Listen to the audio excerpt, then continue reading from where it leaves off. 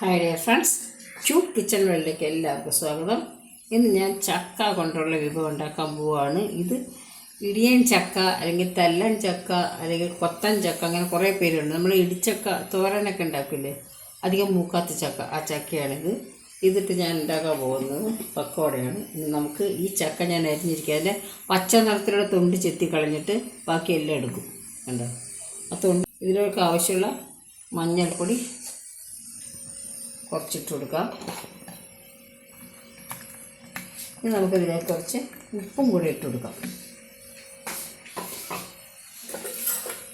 ഉപ്പും കൂടി ഇട്ട് നമുക്കിതൊന്ന് നന്നായിട്ട് എല്ലാം കൂടെ എല്ലായിടത്തോട്ടാവുന്ന രീതിയിൽ വയ്ക്കാം.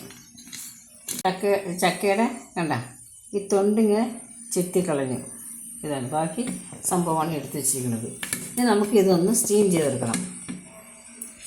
ഇതെടുത്ത് നമുക്ക് സ്റ്റീം ചെയ്യാൻ വയ്ക്കുകയാണ് ഞാൻ.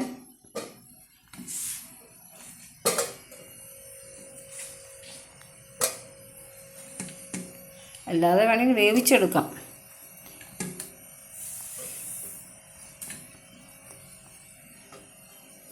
നമുക്ക് ഇതിനാവശ്യമുള്ള കടലപ്പൊടിയാണ് ഞാൻ എടുക്കുന്നത്. എത്ര വേണമെന്ന് നോക്കണം. ഇതിപ്പോൾ ഞാനിപ്പോൾ ഒരു 2 ടേബിൾ സ്പൂൺ കടലപ്പൊടി ഇട്ടിട്ടുണ്ട്. നമുക്ക് 1/2 ടേബിൾ സ്പൂൺ അരിപ്പൊടിയും കൂടി ഇട്ട് കൊടുത്തിട്ടുണ്ട്. ആവശ്യത്തിന് മുളക് പൊടി ഞാനിപ്പോൾ ഒരു 3/4 ടീസ്പൂൺ മുളക് പൊടി ഇട്ടിട്ടുണ്ട്. അവനവൻ്റെ എരിവ് അനുസരിച്ച് ഇടാം. ഒരു ഇഞ്ച് മഞ്ഞൾപ്പൊടി ഇട്ടിട്ടുണ്ട്. നമുക്കതുപോലെ തന്നെ ഒരൽപ്പം കായപ്പൊടി ഇടാം. ഒരു 2 പിഞ്ച് എന്ന് പറയാം. ഇനി നമുക്ക് ഉപ്പും കൂടി ഇടാം. ആവശ്യത്തിന് ഉപ്പ്. നമ്മൾ ചക്കയിൽ ഉപ്പിട്ട് വേവിച്ചിരിക്കുകയാണ് എങ്കിൽ മാവിന് വേണ്ടി ഒരു അല്പം ഉപ്പിട്ട് കൊടുക്കാം.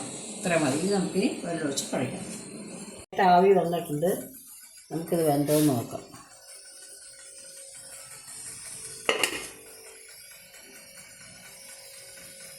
വെന്തിട്ടുണ്ട്, നന്നായിട്ട് വെന്തിട്ടുണ്ട്. നമുക്കിതിനെ എടുക്കാം. ചീനിച്ചിട്ട് എളുപ്പത്തിൽ വെച്ചു എണ്ണ ഒഴിക്കുകയാണ്.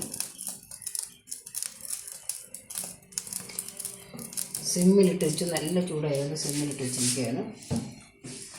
നമുക്ക് ഈ ചക്ക എടുത്ത്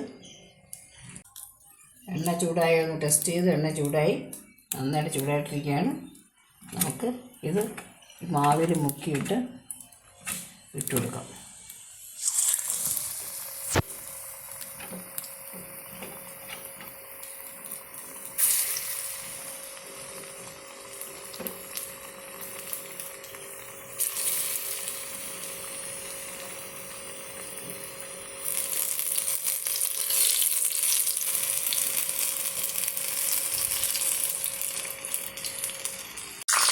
എടുക്കാം.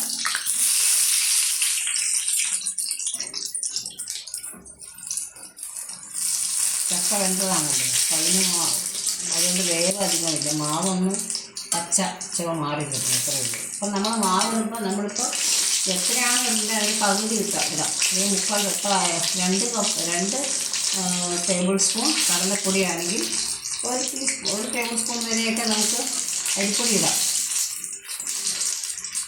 അതിൽ ചിലപ്പോൾ ഈ കടലപ്പൊടിയുടെ ഒരു കുത്തരി ചുവ കാണുന്നത് എല്ലാവർക്കും ഇഷ്ടപ്പെടില്ല. അതുകൊണ്ട് അരിപ്പൊടി കുറച്ച് ഇടുന്ന കുഴപ്പമില്ല. അതിന് ക്രിസ്പിനെസ് എടുക്കും അരിപ്പൊടി ഇടുമ്പോൾ.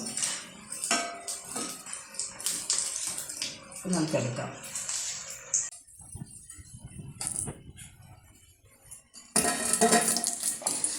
ഇതുപോലെ നമുക്ക് ബാക്കി എടുക്കാം, ചുട്ടെടുക്കാം. വൈകുന്നേരത്തെ കടി, ചായയുടെ കൂടെ ഒരു കടിക്കൊക്കെ നല്ലതാണ്.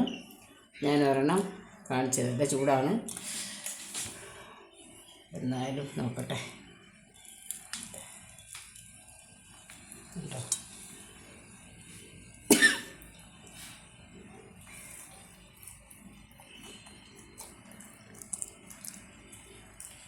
അടിപൊളി സ്വാദ്.